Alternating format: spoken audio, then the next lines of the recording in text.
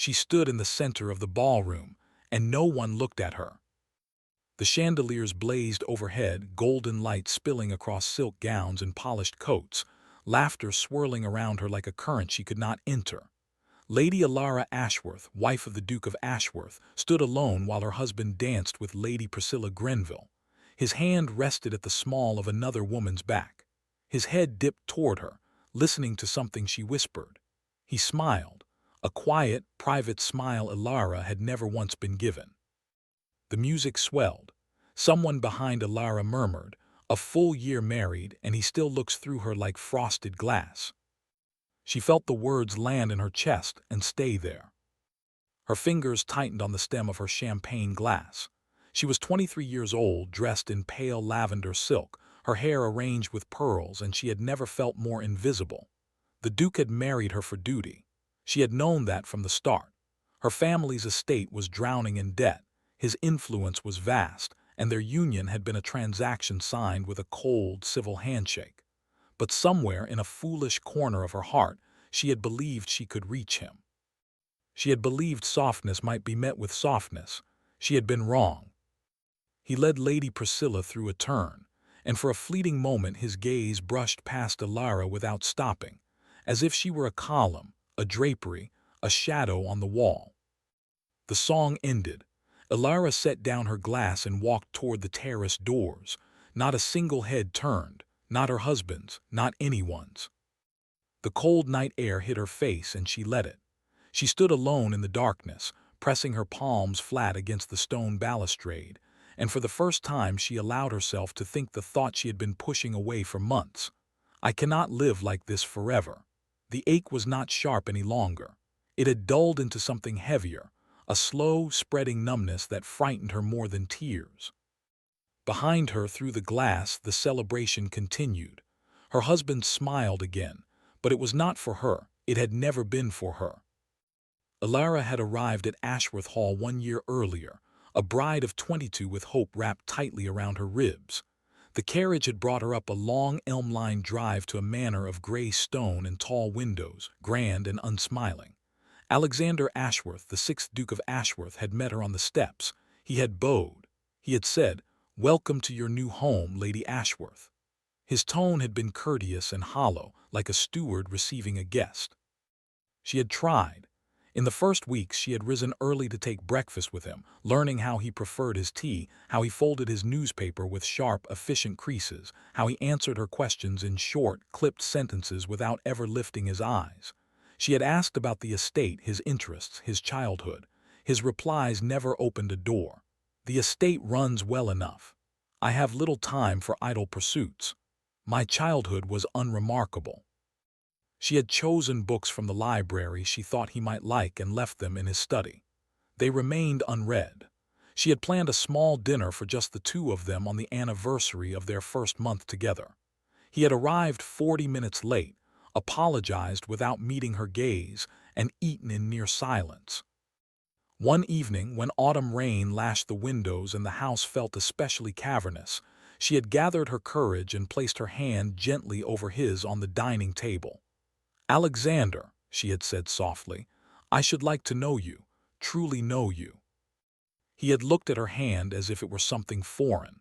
Then he had withdrawn his own and said, very quietly, "This marriage was arranged for necessity, Alara. We would both do well not to expect more than that." She had not touched him again. The months that followed became a careful choreography of avoidance. Alexander spent his days in Parliament, in meetings with stewards, riding alone across the moors. He was never unkind, never cruel. He was simply absent, present in body sometimes, but his soul was sealed behind a wall she could not see over. He spoke to her politely at dinners, inquired about her health as if reading from a script, and then retreated to his study until the candles burned down. Alara learned to fill her days. She walked the grounds. She wrote letters to her younger sister. She began visiting the tenant cottages on the estate's outer edges, at first out of a desperate need to speak to someone who would speak back. What she found there changed something inside her. Families living in damp, cramped rooms, children with hollow cheeks, elders who had not seen the Duke in 10 years. The neglect was not cruel intention. it was simply distance. Alexander managed the estate from ledgers and reports. He did not walk the lanes. He did not see. So Ilara began to see for him. She started small, a basket of bread and preserves left at a widow's door, a warm cloak given to a shivering boy. She spent her own allowance, the generous amount Alexander had settled on her without a second thought. Then she asked Mrs. Hartley, the housekeeper, for permission to organize a donation of blankets from the manor's stores. Mrs. Hartley, a stern woman with knowing eyes, hesitated. "His Grace has not been asked." Ilara lifted her chin. "Then I am asking now. If he objects, he may tell me himself." He never did, he never noticed, and that more than anything hurt. In the spring, Ilara discovered the old unused dower cottage on the eastern edge of the estate, half collapsed but sturdy in its bones. She saw its potential immediately. A place where orphaned children, of which there were too many in the villages, could be fed, taught, and kept warm. She could not heal her own empty marriage, but she could fill this small space with life. She hired laborers with her own funds. She oversaw repairs. She wrote to a governess she had known as a girl and offered her a position. Within 2 months, the Ashworth Home for Children opened its doors, and Ilara felt her heart beat with purpose for the first time since her wedding day. She had told Alexander about it only once over dinner. He had looked up briefly. "That is generous of you," and then he had returned to his meal. She had nodded and swallowed the stone in her throat. That night, alone in her room, she had pressed her face into her pillow so no servant would hear her cry. It was around that time that the whispers reached her ears. Not about the children's home, the household staff respected her for that, but about the Duke. Mrs. Hartley, perhaps out of a sudden softening, let something slip while helping Ilara dress one morning. "His Grace had a difficult youth, my lady. His father, the 5th Duke, he was not a gentle man. The late Duchess faded long before she passed. The young master witnessed things no child should." Ilara's hands stilled over her hairpins. "What things?" Mrs. Hartley pressed her lips thin. "I have said too much, forgive me." But Ilara could not let it go. The next time she walked past the locked door in the east corridor, the one she had been told was an old storage room, she stopped and truly looked at it. The wood was darker than the other doors, the lock ornate and old. Dusk gathered at the threshold, as if no one had entered in many years. 2 weeks later, when Alexander left for London for 3 days, Ilara asked Mrs. Hartley for the key. The housekeeper's face tightened. "My lady, I am not certain that is." "Please," Ilara said, and there must have been something in her voice, some tremor of desperation, because Mrs. Hartley silently fetched the key from the steward's cabinet and pressed it into Ilara's palm. The room smelled of old paper and dried lavender. It was not a storage room. It was a shrine. Portraits lined the walls. A woman with soft brown eyes and Alexander's dark hair smiled down from a gilded frame, the late Duchess. Beneath it sat a small velvet settee, draped in a dust cover. A writing desk stood by the window, and on it lay a leather-bound journal, its pages yellowed at the edges. Ilara's hands trembled as she opened it. The script was young, uneven, the hand of a boy becoming a man. The entries were dated. February 12, 1814. "Father struck mother again today. She did not make a sound. I think sound makes it worse. I sat outside her door all night. She never cried. I am afraid she has forgotten how." April 3, 1814. "He told me love is a weakness. He said it rots men from the inside. I wanted to argue, but his eyes were black with rage, and I am still a coward." June 9, 1815. "Mother is gone. The physicians say her heart simply gave out. I know the truth. His cruelty hollowed her out until there was nothing left. I swear on her grave I will never let love touch me. I will never become him. If I ever marry, it will be duty and nothing more. I will not destroy another person the way he destroyed her." Ilara lowered the journal. Tears slipped silently down her cheeks. The room felt suddenly vast and unbearably cold. All this time, she had believed he did not care for her because she was not enough. She had never imagined he was terrified. She had never imagined his distance was not rejection, but a desperate attempt to protect her from a monster he believed lived inside him. She closed the journal. She did not move it. She left the room, locked the door behind her, and returned the key to Mrs. Hartley without a word. Understanding did not erase the pain. It only made it more complicated. The turning point arrived with the end of summer. Sir William Trent, a baronet whose land bordered Ashworth, began calling at the manor more frequently. He was a widower with kind eyes and a gentle manner, and he had noticed Alara's work with the children's home. He offered donations, practical help, and something Alara had not received in a very long time, sincere attention. He listened when she spoke. He laughed at her small jokes. He looked at her as if she were fully present in the room. Alexander noticed. The first sign came at a garden party Alara hosted for the orphanage supporters. She was standing near the rose trellis with Sir William, discussing a new roof for the cottage, when she felt a shadow fall over them. Alexander. He had not attended any of her events before. Yet there he was, immaculate in his dark coat, his expression unreadable as stone.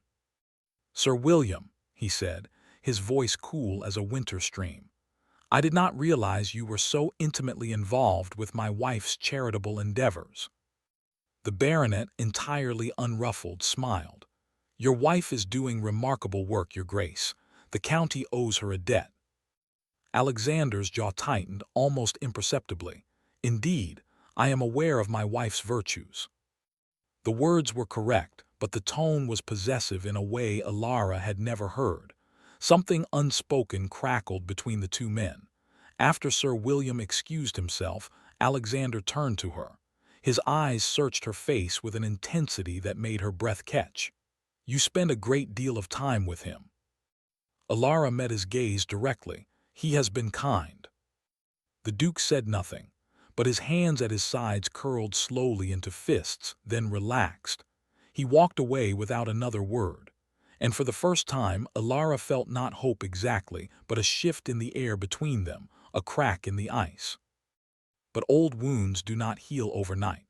The garden party faded, summer turned to autumn, and Alexander's brief flicker of jealousy disappeared back into silence. He retreated to his study again. Alara stopped hopping for his attention. She no longer set out books for him to ignore. She no longer lingered at the breakfast table, waiting for him to appear. She rose early, ate quickly, and left for the children's home. She filled her days with purpose and her nights with exhaustion. The ache inside her never fully vanished, but she learned to carry it. One evening in late October, Mrs. Hartley approached her in the corridor with an envelope. "From the steward, my lady, regarding the children's home." Alara opened it, expecting another bill. Instead, she found a note in the steward's handwriting, stating that an anonymous patron had fully funded the home's operations for the next 5 years. The amount was staggering, enough to expand the cottage, hire a second teacher, feed every child for winters to come. She read it 3 times, then she went to the steward directly. "Who is the patron?" she asked.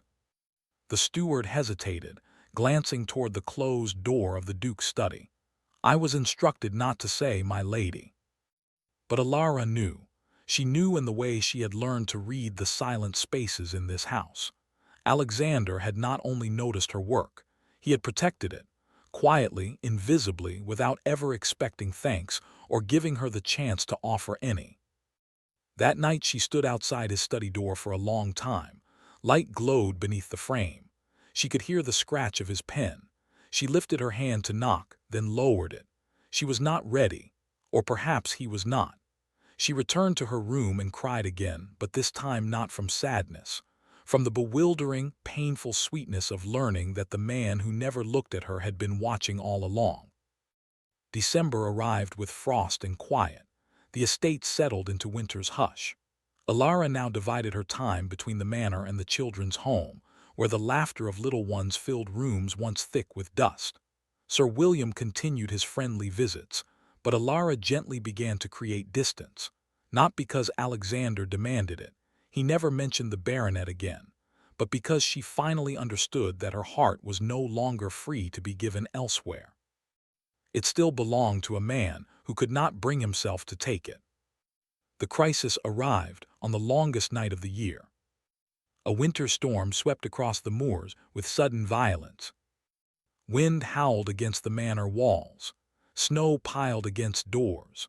Word reached the house that the roof of the children's home had partially collapsed under the weight of ice. No injuries, but the damage was severe, and the children were terrified. Alara did not hesitate. She ordered a carriage prepared. Mrs. Hartley protested, calling it madness. The roads were impassable. The storm was worsening. "I will not leave them alone," Alara said, pulling on her heaviest cloak. She was halfway to the entrance hall when a hand closed around her arm, firm, unyielding. Alexander.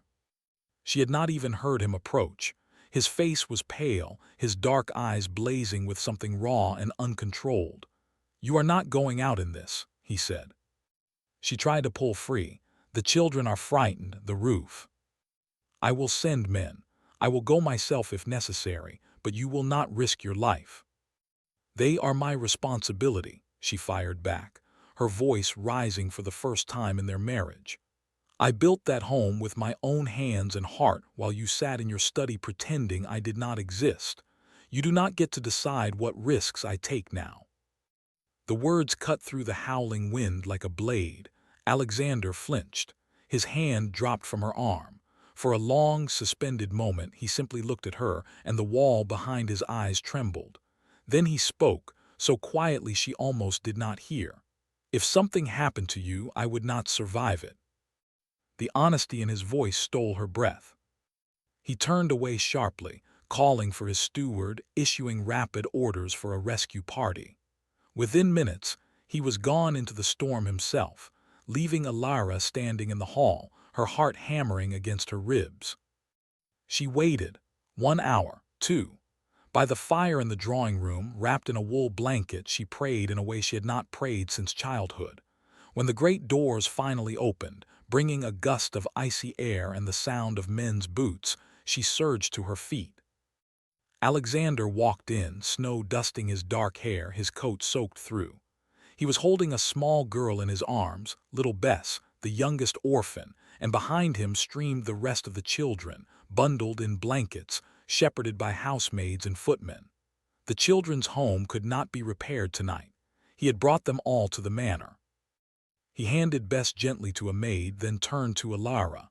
His eyes were tired, his face etched with cold, but he was unharmed. She did not think. She crossed the hall and wrapped her arms around him, pressing her face into his wet coat. He went rigid for a heartbeat. Then slowly his arms came up and held her, not politely, not distantly, tightly, as if she were the only solid thing in a world that had crumbled beneath him. "I was so afraid," she whispered into his chest. His voice broke on the reply, "So was I." The confession, when it came, arrived not in the grand hall but in the quiet of the library hours later. The children were asleep in makeshift beds across the east wing. The storm had softened to a gentle snowfall. Alara sat near the dying fire, exhausted but unable to rest. Alexander appeared in the doorway, a glass of brandy in his hand, his cravat loosened, his hair still damp. He looked younger somehow and immeasurably weary. He sat down in the chair opposite her. For a long time neither spoke. Then he set the glass aside and leaned forward, elbows on his knees, hands clasped as if in prayer. "I owe you the truth," he said, "all of it." Alara did not interrupt. She only waited, her heart still. "My father was a cruel man," he began, his voice low and rough. "Not in the way the world measures cruelty. He never raised a hand to his tenants, but to my mother and to me he was a storm that never passed. He believed love made men weak. He believed a wife was a possession to be controlled. I watched my mother shrink year by year. She smiled less. She spoke less. And one morning she simply did not wake. The physician called it a weak heart, but I knew. I knew he had stolen every piece of her until there was nothing left." He paused, swallowing hard. Alara saw his hands tremble. She wanted to reach for him, but she sensed he needed to finish without comfort yet. When I inherited the title, I swore two oaths. The first was that I would never be the kind of man my father was. The second was that I would never marry for love, because I believed, truly believed, that if I loved someone, I would inevitably destroy them. The poison was in my blood. I was terrified of becoming him. He lifted his gaze to hers, and the agony there made her chest tight. So when I married you, I made myself a cage. I thought I was protecting you. I thought if I kept you at a distance, I could never hurt you the way he hurt her. I thought coldness was mercy. A tear slipped down his cheek. He did not wipe it away. But I have hurt you anyway. I see it now.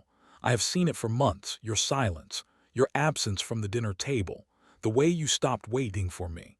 And I have been going slowly mad, Alara. Because the truth is, I have loved you since the day you walked into this house with hope in your eyes, and I was too much of a coward to let myself feel it. The words fell into the silence like stones into still water. Alara's vision blurred with tears. All the loneliness, the doubt, the aching nights, they rose up inside her, but so did a fierce, trembling relief. She had not been invisible. She had been seen and feared and cherished from a distance that was never truly distance at all. She rose from her chair and knelt before him, taking his cold hands in her own. "I found your mother's journal," she said softly. "I know about your oath. I understand why you built those walls. But you are not your father, Alexander. A cruel man does not fear becoming cruel. A heartless man does not bring orphans home through a blizzard. A monster does not secretly fund a children's home while hiding in the shadows." His brow furrowed in confusion. "You knew about the funding." "I guessed, and I knew then that the man I married was not cold. He was frozen with fear. There is a difference." He stared at her as if seeing her for the first time. His hands tightened around hers. "Can you ever forgive me for the year of silence, for making you feel unwanted?" She reached up and touched his damp cheek. "I stopped waiting for you to love me, Alexander, but I never stopped loving you. I am not certain I know how." A sound escaped him, something between a laugh and a sob. He pulled her into his arms and held her against his chest, his face buried in her hair. She felt his shoulders shake. She held him just as tightly, letting her own tears fall.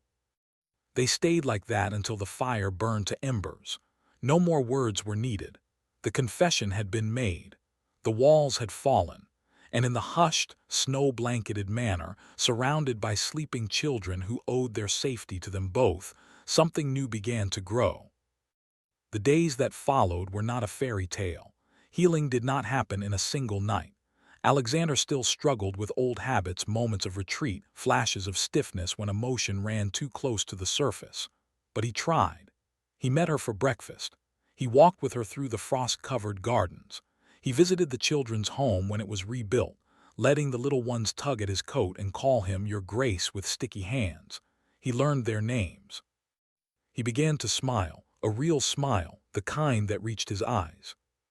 Alara, for her part, did not rush him.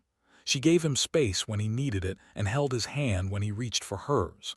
The friendship they built in those winter weeks was something she had never expected, a quiet, steady warmth that grew deeper every day. One evening in early spring, they stood together on the terrace where she had once felt so invisible. The air smelled of fresh earth and blooming jasmine. Below them, in the gardens, the children from the home were chasing fireflies, their laughter floating upward like music. Alexander slipped his arm around her waist. She leaned into him, her head resting against his shoulder. "Do you remember the ball?" she asked. "My first year here. You danced with Lady Priscilla and I stood alone." His arm tightened. "I remember. I was a fool. I wanted to dance with you. I was terrified." She turned to look up at him. "And now?" He cupped her face with one hand, his thumb brushing her cheek. "Now I would dance with you in an empty room every night for the rest of my life, if you would let me." She smiled, and it felt like sunlight breaking through clouds. "I would like that." He bent his head and kissed her, softly, reverently, the way a man kisses something precious he almost lost. And when they parted, there were no whispers behind them, no cold distance. There was only the quiet certainty of two people who had walked through pain and arrived together at a love that had finally learned to speak its name. The fireflies blinked below. The manor stood strong behind them, and Alara Ashworth, once invisible, now felt so entirely seen that she thought her heart might burst from the simple, radiant joy of it. In the years that followed, the Duke of Ashworth became known not for his coldness but for his quiet devotion. He and his Duchess expanded the children's home into a network of small schools across the county. He was still reserved in public, but those who knew him well saw the way his hand always found hers, the way his eyes softened whenever she entered a room. Love had not made him weak, it had made him whole. And on the anniversary of that snowy night when everything changed, Alexander commissioned a small plaque for the library wall. It bore a single line, chosen by Alara. We stopped hiding, and the walls became windows. Beneath it, every evening, the Duke and his Duchess would sit together, reading or talking or simply existing in the same warm silence, the firelight dancing over their joined hands. And neither of them ever felt invisible again.